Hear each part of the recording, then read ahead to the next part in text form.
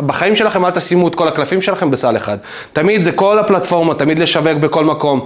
במיוחד להשקיע בנכסים שהם שלנו. טיק טוק, פייסבוק זה פלטפורמות שהם לא שלכם.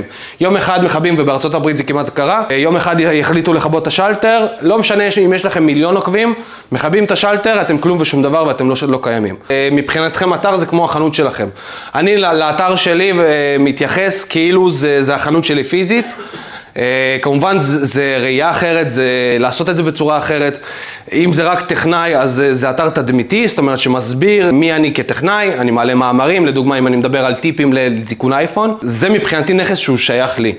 לא משנה מה יקרה, אלא אם כן אין אינטרנט בעולם, הנכס הזה תמיד יהיה שייך לי, יש לי דומיין, יש לי את האחסון שלי, יש לי עלות של 200 שקל בשנה, ולא משנה איפה, האתר שלי זה הנכס שלי, אני יכול לקדם אותו, אנשים יכולים לראות אותי, ואף אחד לא יכול להשפיע על זה, אלא אם כן קורה איזה משהו שהוא לא קונבנציונלי.